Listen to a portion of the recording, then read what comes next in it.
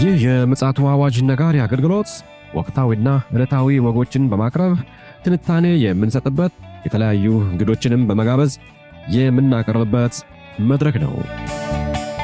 መረጃዎችን ያጠናከረ ይዞልን የሚመጣው ፓስተር አለማየሁ ነሙ ሲሆን ፕሮግራሙን የመራና መሰናዶውን ኤዲት በማድረግ ወደ እናንተ የሚያቀርበው ይልቃል አስራት ነው። መልካም ጊዜ። ሰላም ውድ የተከበራችሁ የምፅዓቱ አዋጅ ነጋሪ አድማጮቻችን እንዴት አመሻችሁ? ከቀኑ በኋላ ደግሞ በሌላ መረጃና መልእክት ተመልሰን መጥተናል። ፓስተር አለማየሁ እንደተለመደው መረጃዎችን አጠናክሮ ይዞልን መጥቷል። መስመር ላይ ይገኛል። ከእርሱ ጋር እንግዲህ ግሩም ጊዜ እንደሚኖረን ተስፋ አደርጋለሁ። ይልቃል አስራት ነኝ ከምፅዓቱ አዋጅ ነጋሪ አገልግሎት። አድማጮቻችን እንግዲህ በቀን መረጃችን ዓለማችን ያለችበትን የፖለቲካና የኢኮኖሚ ውድቀት አፋፍ ላይ መሆንን የሚያመላክት መረጃ ፓስተር አጋርቶን ነበረ። ይሄ ደግሞ ሄዶ ለአውሬው መንግስት ከፍተኛ ሚና የሚጫወት ስለሆነ ምናልባት ይሄ መረጃ መለጣችሁ ወገኖች ካላችሁ ቻናላችን ላይ በመግባት መረጃውን ማድመጥ ትችላላችሁ። ለዛሬ እንግዲህ ምሽት ይዞልን የመጣውን መረጃ ከማድመጣችን በፊት እንግዲህ መልካምና ግሩም ጊዜ እንዲኖረን ተስፋ አደርጋለሁ። እንግዲህ መስመር ላይ ፓስተር አለ። ሰላምታ ከተለዋወጠን በኋላ በቀጥታ መረጃውን ያጋራናል። ሰላም ላንተ ይሁን ፓስተር። እንደምን አለ ወንድም ይልቃል? እንዴት አመሸ? ሰላም ነው? እግዚአብሔር ይመስገን። ከቀኑ በኋላ እንግዲህ ተገናኝተናል። ምን የሚሰማ ወሬ አለ? እንዴት ነው? ምን አዲስ ነገር አለ? ይጠፋል ብለህ ነው? ምን አሁን እኮ በጣም አሻሚ ሆነ። የቱን ይዘ የቱን እንደምትለቅ በጣም አግራጋቢ ነውና እስኪ እንግዲህ ይዘ የመጣሁን ለዛሬ አጋራን። እንግዲህ ዓለም በለውጥ ላይ ነች፣ በነውጥም ላይ ነች። ሁለቱም ነው። ጥሩ አባባል ነው። እና አሁን ላይ ያለው ፍጥጫ በጣም ከባድ እየሆነ ነው የመጣው። በተለይም በዚህ በሆርሙዝ ሰርጥ ፍጥጫው ከኢራንና አሜሪካ ወጥቶ ወደ ቻይናና አሜሪካ እያዘነበለ መጥቷል። ምክንያቱም ከፍተኛ ነዳጅ የምትገዛው ቻይና ከነዚህ ሆርሙዝ ሰርጥ ካሉ ሀገሮች ነው። አሜሪካ ደግሞ የቻይናንም ኢኮኖሚ ለማዳከም ይመስላል በሆርሙዝን ሰርጥ ዘግተዋለች። ገብተዋል። አሁን እንግዲህ ይሄ በመሆኑ የተወሰኑ የቻይና መርከቦች እየጣሱ ይገቡ ነበር፣ እየጣሱ ይወጡ ነበረ። ነገር ግን ትናንትና ሁለት የቻይና መርከብ ተይዛለች። ተረኛዋ የቻይና መርከብ ተይዛለች። የያዘችው አሜሪካ ነች እና ቻይና ለትራምፕ እጅግ ከባድ እና የመጨረሻ የሚል ማስጠንቀቂያ በትናንትና ሁለት ሰጥታለች ወይም አስነግራለች። እንግዲህ ፕሬዝዳንት ዶናልድ ትራምፕ በሆርሙዝ የባህረ ሰላጤ ሰርጥ ላይ ያደረግነው ማዕቀብ ብሎክድ አናነሳም የሚል ፈርጠም ያለ ንግግር እየተናገሩ ሲሆኑ ይህ ህገወጥ ነው፣ ዓለም አቀፍ የውሃ ህግም የሚጥስ ነው የሚል መከራከሪያ ደግሞ መርከቦች በነፃነት ሊሄዱ ሊያልፉ ይገባል የሚለው ነገር ደግሞ ቻይና ታነሳለች። አሁን ላይ እየተሰማ ያለው ዜና ኢራን ባህረ ሰላጤውን ወሽመጡን ለመክፈት እየፈለገች ነው እና ከፍታለው፣ ይሄ ፍጥጫ ከመጣ በኋላ ከፍታለው የሚል ነገር ስታነሳ አሜሪካኖቹ ደግሞ አንከፍትም ተብሎ እና በጣም የሚያስጨንቅ ነገር ነው አይደል? እና በፊት ከፈቺ ነው። አሁን ደግሞ ተገላቢጦሽ ሆነ። እሷ ብትከፍትም እኛ እንዘጋለን የሚል ነውና ምንድነው የኢራንን ኢኮኖሚ ማዳከም ብቻ አይደለም ስትራቴጂው፣ የቻይናንም ኢኮኖሚ ለማዳከም ነው እየተፈለገ ያለው። ቻይናና ህንድና ቻይና ከፍተኛ ነዳጅ የሚገዙት የተፈጥሮ ጋዝ የሚገዙት ከዛ ኤሪያ ነው። ህንድ እንኳ ብዙ ከአሜሪካን ጋር የሻከረ ግንኙነት አላት። ሩሲያ አማካይነት ከሩሲያ ነዳጅ እንዳትገዛ እኛ እናቀርብልሻለን የሚል ጥያቄ ከዶናልድ ትራምፕ ቀርቦ እንደነበረ ታውቃለህ። 50% እንደውም ታሪፍ ሁሉ ተጭኖባት ነበርኩ። ነገር ግን በኋላ ላይ ግንኙነታቸውን አሻሽለዋል ብዬ ነው። ብዙም የተሻሻለ ነገር በተለይ ዶናልድ ትራምፕ ወደ ስልጣን ከመጡ በኋላ እኮ ከእሳቸው ከመጡ በኋላ አይደል እንዴ ታሪፍ የጫኑት? ማነው ታሪፍ የጫነው? እሳቸው ናቸው እኮ። እንደገና ደግሞ ነዳጅ ከራሽያ አትግዢ ያሉት ማን ናቸው? እሳቸው ናቸው እኮ። እንደውም አታስታውስም እንዴ 80ኛው ላይ በሾፍሬሌት ነች ምን የምትባል በጣም ሮይስ መኪና ውስጥ ፑቲንና የህንዱ ጠቅላይ ሚኒስትር ሾፍሬሌት ሳይሆን በራሱ ማነው በፑቲን ለየት ባለች መኪና ይመስለኛል ቻይና ውስጥ ቁጭ ብለው እኮ ተወያይተዋል።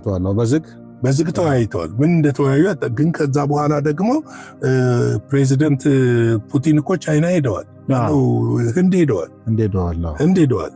ስለዚህ ይሄ የቅርብ ጊዜ ነው እኮ ነው የወራቶች ጊዜ ነው። እና ምንድነው እነዚህ ሀገሮች ሁለቱ ሀገሮች ከዛ ነው ከፍተኛ ነዳጅ የሚገዙትና ይሄ ማስጠንቀቂያው በዋናነት የመነጫው ከዛ ተነስቶ እንደሆነ ለመናገር ነው። እንግዲህ የቻይና መንግስት የሰጠው አስደንጋጭ ማስጠንቀቂያ ወደፊት ሰርጡ ላይ በዚሁ የሚቀጥል ከሆነ ምን ሊከሰት ይችላል የሚለውን ነገር አሁን በጣም አስጊ አድርጎታል። ምናልባትም ሙሉ ለሙሉ ጦርነቱን ተቀላቅሎ የማስከፈት ነገር ሊኖር ይችላል የሚል ስጋቶች እየወጡ ነው ያሉት። እንግዲህ አሜሪካ ከቻይና ወደ ኢራን ሲጓዝ የነበረ የሲቪል ጭነት መርከብ ህገወጥ በሆነ መንገድ ማገቷ በሚገባ ተዘግቧል። እንግዲህ መዘገብ ብቻ አይደለም፣ ይሄ መርከብ እንዲለቀቅ ቻይና የጊዜ ገደብ ሁሉ አስቀምጣለች። ለምንድን ነው አሜሪካ ይህንን ለመያዝ ምልህ? ከዚህ ቀደም ዶናልድ ትራምፕ የተናገሩትን ነገር ታስታውሳለህ? እንደው ቃል በቃል የተናገሩት አስቀያሚ ነገር ነው የያዘው ብለው ነው፣ በቀጥታ አልተናገሩም። እና ምናልባት ይህ መርከብ ለኢራን ይዞ የመጣው ስውር የሆነ የጦር መሳሪያ ይኖርበት ይሆን ወይስ እንደው አጣርተው ሊለቁት ይሆን? ይሄ ሁለተኛ መርከብ ነው። ይሄ ሲቪል የሚለው ሸቀጣሸቀጦችን ነው ከቻይና ወዴት የሚሄድ ወደ እነዚህ ገልፍ ሀገራቶች ውስጥ የሚገባ ነው። ያኛው የጦር መሳሪያ ነው ይዘው ብለው ያሉትን እኮ ፈትሸው ለቀውታል። እሱ አስቀያሚ ነገር ነው ብለው ለቀውታል። ምንም ማድረግ አልቻሉም። ምክንያቱም አሁን የጦርነቱ መልክ እየተቀየረ ከመጣ አሜሪካ ጉዳት ውስጥ ነው የምትገባው። በጣም ገብተዋል። እነ ኢራን እነ ቻይና እነ ሶቪየት ለረጅም ጊዜ ለዚህ ውጊያ ተዘጋጅተዋል። ቻይና በደንብ ተዘጋጅታለች። ሊመጣ ያለውን ነገር ታውቃለች። ቀን ላይ እንደዘገብ ነው ማለት ነው። የዓለም ኢኮኖሚ ሽፍት እያደረገ በመጣ ቁጥር አሜሪካ ወደ ጦርነት ውስጥ እንደምትገባ ስለሚያውቁ ከፍተኛ ዝግጅት አድርገዋል። አሜሪካ ደግሞ ለእንደዚህ አይነት ነገር ዝግጅት ያደረገች አይመስለኝም። ምክንያቱም ሌላ ኃያል ነኝ ብላ ብዙ ዘመኗን እያስፈራራች የኖረች ሀገር ስለሆነች በእርግጥ የጦር አቅም አላት የላትም አይደለም። ነገር ግን አሁን ደግሞ በቴክኖሎጂ እጅግ እየረቀቁ የመጡ የጦር መሳሪያዎች እነ ቻይና እየፈበረኩ ነው ያሉት። ይህ ሁኔታ ባለበት ሁኔታ ምናልባትም እነዚህ ነገሮች እነዚህ ክስተቶች የበለጠ ወደ ሶስተኛው ዓለም ጦርነት ገፊ እንዳይሆን እየተነገረ ነው ያለው እና የጭነት መርከቡ ህገወጥ በሆነ መንገድ መግባቱን ነው የሚናገሩት እነሱ። አንድ ነገር በግልጽ እናስቀምጥ። አሜሪካ በዓለም መድረክ ላይ የፈለገችውን ነገር ልታደርግ ትችላለች የሚል እሳቤን ማጥፋት ይፈልጋሉ። ማድረግ እንደማትችል ማሳየት ይፈልጋሉ የፈለገችውን ነገር። ስለዚህ የዓለምን አቴንሽን በዚህ መልኩ ነው ወደ እነሱ ሊስቡ ዳይቨርት ያደርጉታል። ምክንያቱም ሌላ እኮ የሚጠበቃል የቻይና ታይዋን ጉዳይ። ነገር ግን ታይዋኖች ዴሊጌሽን ልከዋል አስቀድመው ወደ ቻይና የዛ ዴሌጌሽኑ በእነዚህ ዜናዎች ምክንያት ተሸፍኗል። ስምምነቶች እንደተደረጉ ነው እየታሰበ ያለው። ይሄ ለአሜሪካ ድንጋጤ ነው። ገብቷል። በአጎኑ ተብሎ ነው እየሄደ ያለው። ያው ባህሪውም እንደዛ ነው። ቀስ ብሎ እየተጠበጠመ በቃ መሸምቀቆን እያጠበቀብህ ነው የሚሄድ። እና ቀስ እያለ ወደሚፈልገው ነገር መሰስ ብሎ እየተጓዘ ነው ያለው እና ይሄ ከምስራቅ የሚመጣው መንግስት የሚለው መጽሐፍ ቅዱስ ላይ ከፀሐይ መውጫ አካሄዱን ስታዩ ስታጤ ነው እንዲሁ ስትመለከተው በቃ ግልጽ ነው። ቀስ ብሎ እኮ ዓለምን ምን አድርጎታል? በኢኮኖሚ በቴክኖሎጂ እየተቆጣጠረው ነው ያለው። ገብቶሃል? አሁን አሜሪካ እዚህ ጋር የፈለገችውን ነገር ማድረግ የምትችል ይመስላታል። እንደ ድሮ ማድረግ እንደማትችል ግን እያሳዩት ነው ያለው። በኋላ ላይ ማነሳዋለሁ። ለምሳሌ አሁን ከኢራን ጋር ያለው ድርድር አባስ አራግጂ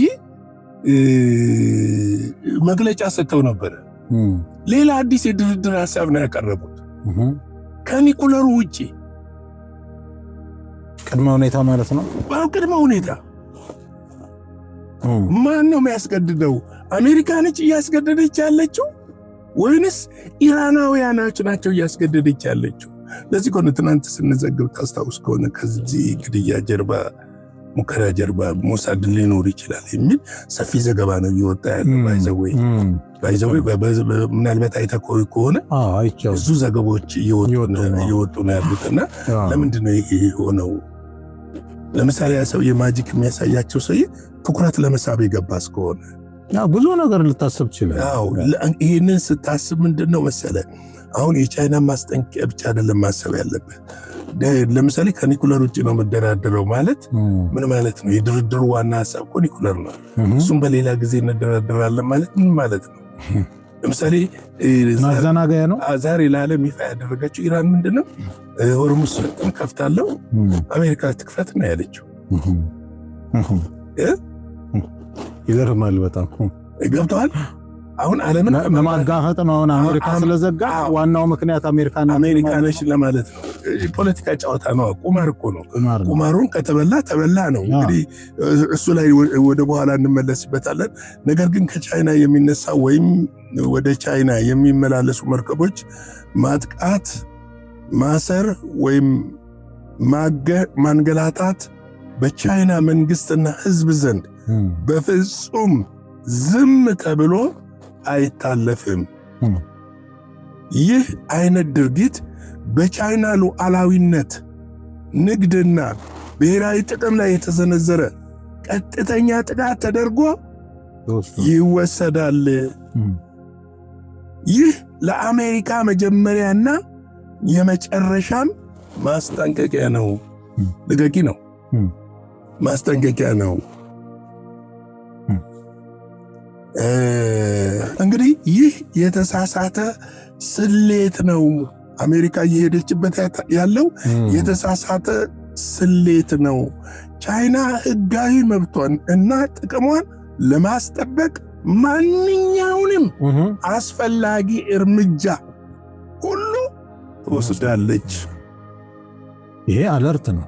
ከዚህ በኋላ ለሚፈጠሩ ማናቸውም ቀውሶችና ትንኮሳዎች አሜሪካ ሙሉ ኃላፊነቱን ትወስዳለች በማለት ቻይና ዛቻዋን አጠናክራለች። ይህ የቻይናና የአሜሪካ ሰጣ ገባ ጉዳይ ከኢራን አልፎ ዓለምን ወደ ክፉ ጦርነት እንዳያስገባ ብዙዎች ዘንድ ተሰግቷል። ልክ ነው። አሜሪካስ ምን ምላሽ ትሰጥ ይሆን? እንግዲህ ጊዜ የሚፈታው ጉዳይ ነው። እንግዲህ ምንድነው ይሄ በእንዲህ እንዳለ በትናንትና ሁለት ማምሻውን ማለት ይቻላል የሆርሙዝ ሰርጥን በተመለከተ ኢራን የሆርሙዝ የባህር መተላለፊያን ዳግም ክፍት ለማድረግና አሁን ያለውን ጦርነት ለማስቆም የሚያስችል አዲስ የስምምነት ሐሳብ ለአሜሪካ ማቅረቧ ተዘግቧል። እንግዲህ የሚገርም ነገር በጣም የገረመኝ ነገር በዶናልድ ትራምፕ ከዚህ ጦርነት ውስጥ ለመውጣት ፍላጎት እንዳላቸው የምታውቀው ትልቁ መንገድ ይህን ድርድር 3 ጊዜ የሰረዘችው ኢራን ነች ባለመገኘት። 3 ጊዜም ማያሚ ከሚገኘው ኤርፖርት ተደራዳሪዎቹ ሊነሱ ተዘጋጅተው እያሉ እንደውም አሁን 3ኛውን የበቀደሙን ዶናልድ ትራምፕ ወደ አላስፈላጊ ድርድር መሄድ አያስፈልግም በሚል እና ኳሱ ያለው በእኛ እጅ ስለሆነ እነሱ ራሳቸው ለምነው ፈልገው ይምጡ የሚል አይነት ነገር እሳቤ አቅርበዋል። ነገር ግን አሁን ላይ ደግሞ ምንድነው ኢራን እየተከተለችው ያለው ስልት የድርድር ሐሳቧን ቀየረችው ስል ያው ባህር በሩ መክፈት ፈልጋለሁ አዲስ የመደራደሪያ ሐሳብ አቅርባለች። ይሄ የመደራደሪያ ሐሳብ አክሲዮስ የዜና ምንጭ እንዳቀረበው በፓኪስታን አደራዳሪ በኩል ለአሜሪካ ቀርበው ይህ የኢራን ስምምነት ጥያቄ የመጣው በሁለት ሀገሮች መካከል የነበረውን ድርድር በተጓተተበትና የኢራን ከፍተኛ አመራሮች በኒኩለር ጉዳይ ላይ ምንም አይነት መግባቢያ ማድረግ እንደሌለባቸው የጋራ አቋም መያዝ ብቃታቸውን ወሳኝ ወቅት ላይ መሆኑን ተጠቁሟል። እንግዲህ በኒኩለሩ በሚቀጥለው ጊዜ በሌላ ጊዜ እንደራደራለን፣ አሁን እዛ ላይ የምንደራደረው ነገር የለም የሚል ነው። ይህ በእንዲህ እንዳለ አሜሪካ ይህንን የሆርሙዝ የባህር በር የመክፈት ስምምነት ብቻውን የምትቀበል ከሆነ ፕሬዚደንት ዶናልድ ትራምፕ በቀጣዩ በኢራን የኒኩለር ፕሮግራም ላይ ጫና ለማሳደር እና ስምምነቱን ለማስገደድ የሚያስችል ትልቅ የመደራደሪያ አቅም ወይም ደግሞ ሊያጡ ይችላሉ የሚል ስጋት እየተፈጠረ ነው ያለው። እንግዲህ አሁን ይኸውልህ ስጋቱ የወደቀው ላይ ነው። የመደራደር ስጋቱ አሜሪካ ላይ ነው። አሁን ይኸውልህ እንግዲህ ተመልከት፣ የዓለም የኢኮኖሚ ስርዓት ሽፍት አድርጓል ብለን ጠዋት ላይ እየዘገብን የነበረው ነገር የሚያሳየው ኢራን ብቻዋን እንዳልሆነች እና የመደራደሪያ ሐሳቡን ከነዚህ ከሩሲያ ከቻይና ጋር እየቀመረች ጫወታውን እየተጫወተች እንደሆነ የሚያመለክት ናቸው እነዚህ ነገሮች። እንግዲህ ለምንድን ነው ይሄ ነገር ሽፍት እያደረገ እዚህ ጋር የደረሰው ብለን እንመልከት። አንደኛ ዶናልድ ትራምፕ ያቀረቡት ሐሳብ በ20 ዓመት በኋላ እንድትጀምር የሚል ነው። እንግዲህ 20 ዓመት ካላችሁ ደግሞ አንዱ ኢራኖች የሚሉበት ምክንያት ለ5 ዓመት ያሉበት ምክንያት 10 ዓመት አልፏል። 15 ዓመት ስንስማማ እናንተ ናችሁ ውሉን ያፈረሳችሁት፣ እናንተ ናችሁ ውሉን የቀደዳችሁት። ስለዚህ የውሉን ስትቀዱ ይህንን አላሰባችሁም። ስለዚህ አሁን 5 ዓመት ብቻ ነው መሆን የሚገባው። ለምን ያውል ነው ተመልሶ የሚሆነው አደገኛ ጌም ጨዋታው ያውል ስለሚሆን፣ ስለዚህ ያንን ውል በዛ ውል የምንስማማ ከሆነ ያኔ የተፈራረምኩት 15 ዓመት ነው። ኦልሬዲ 10 ዓመቱ ሞቷል፣ 10 ምናምን ዓመቱ ሞቷል። ስለዚህ አሁን 5 ዓመት ብቻ ይሁን ነው። ከባድ ጨዋታ ነው። ሌላው አሁን ያቀረበችው እናንተ ማዕቀቡን አንሶ የያዛችሁንም ብር ልቀቁ፣ ሆርሙዝን እኛ እንከፍታለን፣ ሌላውን ከዛ በኋላ ደግሞ የኒኩለሩን ሐሳብ እንደራደራለን ነው። በዚህ ጊዜ ውስጥ ግን ወንድሜ ይልቃል ምን ይታያል? በጣም ግልጽ ያለ ነገር ነው እኮ ፓስተር። አሁን አንተም በጥሩ ሁኔታ ነው ያቀረብከው። እንግዲህ ጊዜው ሊነጋ ጫፍ ላይ እንደደረሰ ነው የሚያመላክተው። ሊነጋ ነው። ክርስቶስ መምጣት በምንም መለኪያ ይሆን እንደተቃረበ አመላካች እንደሆነ ይገባኛል። ምናልባት አንተ አሁን ተጠየቀኝ ጥያቄ አኳያ መሬት ላይ ያለው እውነታ ሶስተኛው ዓለም ጦርነት ሊፈነዳ ጫፍ እንደደረሰ ይገባኛል። በዚህ ሁሉ የጊዜ መግዛት ውስጥ አንድ ትልቅ ቁም ነገር አለ። ኢራን ኒኩለር ትታጠቃለች። በዚህ ጊዜ መግዛት ውስጥ ልክ ነው። በቃ ኢራን የኒኩለር ባለቤት ትሆናለች። ከዛ በኋላ ከኢራን ጋር ያለው ጦርነት መልኩን ይቀይርና አሜሪካ ወጣ ከዚህ በፊትም እንደምንለው እስራኤል ጦርነቱን ለማቆም ፍላጎት ስለሌላት ከእስራኤል ጋር ይሆናል ጦርነቱ። መጋፈጡ ከእስራኤል ጋር ይሆናል። ይሄ ደግሞ ሶስተኛው ዓለም ጦርነት ወይም የአርሜጌዶን ጦርነት የምንለው ሌላ ሀያል ሀገሮችን የሚያሳትፍ ኃይለኛ የሆነ ጦርነት ሊከሰት ይችላል በዓለም ላይ። እስራኤል ገብቷታል ማለት ነው። እስራኤል ድርድር ውስጥ አትገባ መጥፋት አለበት መነጋገር። እንደውም እኮ ታስታውስ ከሆነ ባለፈው እኮ ጦርነቱ የተኩስ አቁም ስምምነት ልክ እንደተፈረመ እኮ የአቶሚክ ኢነርጂው ዳይሬክተር ምንድን ነው ያሉት? 11 ቦምብ ልታመርት የሚያስችላት አቅም ይዛለች ከ2 እስከ 3 ሳምንት ከዚህ በኋላ ቢፈጅባት ነው ይህንን ለማድረግ የሚል ነገር ተናግሯል። ይሄ ፍንጭ እኮ ነው፣ ፍንጭ ነው። ስለዚህ ይሄን ተናገሩ ማለት ማድረግ ትችላለች ማለት ነው። እዛውም የቻይናና የሩሲያ እገዛ ከታከለበት ደግሞ ሰሜን ኮሪያስ ዋናው እንደው ሁለቱም እንኳን እናድርግ ብንል ማለት ነው። እና ይሄ በጣም እንግዲህ ጠርዝ ላይ ደርሰናል ማለት ነው። አሁን እኮ ለዚህ ነው የመጨረሻው ዘመን ላይ ቀርበናል የምንለውና በተለይ ደግሞ በአንዳንድ ሀገሮች ደስ የሚል የመንፈስ ቅዱስ ሪቫይቫሎች እየተከሰቱ ነው ያሉት። በእኛም ሀገር ቢሆን ገጠሩ ላይ አለ፣ ከተማው ላይ ነው። ከተማው የሀብት ሽሚያ ውስጥ ገብቷል። ምድራዊ ነገር ሽሚያ ውስጥ ስለገባ ወንጌሉን እየተወው ይመስላል። ሴጣን ሌላ ተጽዕኖ ወንጌል በጎዳናዎች እንዳይሰበክ የመከልከል ተጽዕኖዎችም እኮ የመጡት ይሄ ሪቫይቫል እየመጣ ስለሆነ ነው። እና እኔ እንደውም እንደ ምሳሌ ማሳየት ትናንትና እኔ ባገለገልኩበት ቸርች አዲስ ዓለም ላይ ጀስት ምናልባት ትንሽ ቀርጸው ይላኩልኝን ትንሿ ቪዲዮ ልክ ይላል። አይቼዋለሁ። እግዚአብሔርን ጋርክ ያለው በጣም እኔ ምንም እያደረኩ አልነበረም። ቆሜ እየጸለይኩ ነው። መንፈስ ቅዱስ በሰዎች ላይ ይወርድ ነበር። ሰዎች በልሳን ይጸልዩ ነበር። ግማሹ ይጮሃል፣ ንስሐ ይገባል ምናምን። እኔ ራሴ ደንግጬ ነበር። ገጠሩ ላይ እንደዚህ ነው ያለው።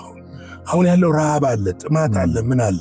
ሌላው ይሄ ኢኮኖሚ ጫና ሰዎችን ወደ ክርስቶስ ያመጣቸዋል፣ ወደ ወንጌል ያመጣቸዋል። ቤተክርስቲያን ግን የነቃች አይመስልም፣ የተዘጋጀች አይመስለኝም። ለዚህ መሪዎቹም አልተዘጋጁም፣ ወንጌላውያኖቹም አልተዘጋጁም። ስለዚህ ይሄ ሁኔታ ቤተክርስቲያን አጥብቃ ልትዘጋጅና በደንብ ለስራው እንትን ልትል ይገባል ለማለት ነው። የጌታ ሰላም፣ ጸጋ፣ ምሕረት፣ ቸርነት ከእናንተ ጋር ይሁን። ሻሎም። ጌታ ኢየሱስ አብዝቶ ይባርክ። ፓስተር በጣም ድንቅ የሆነ መልእክት ነው ያስተላለፍክልን። በዓለማችን ላይ የሆነ ያለው ነገር በእርግጥ በመጽሐፍ ቅዱስ ውስጥ የተጻፈልን ስለሆነ አዲስ ላይሆን ይችላል። ግን ምንድነው ለምንድነው ችላ የምንለው?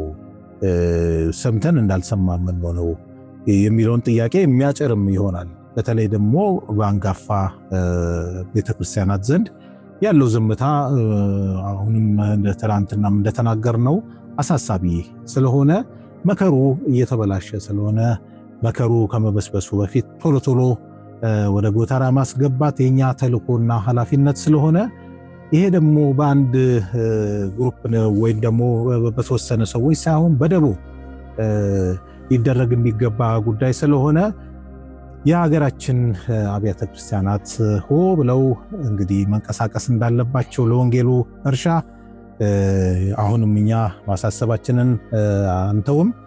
ስለዚህ ይህንን ማሳሰቢያ ደግሞ በተግባር እንደምታውሉ ተስፋ እናደርጋለን። ውድ አድማጮቻችን፣ ዓለማችን ያለችበት ወቅታዊ ጉዳይ ይህንን ይመስላል። የእግዚአብሔር ፈቃድ ከሆነ ደግሞ በነገው ዕለት ደግሞ በአዳዲስ መረጃዎችና በእግዚአብሔር ቃል ተመልሰን መጣ ይሆናል።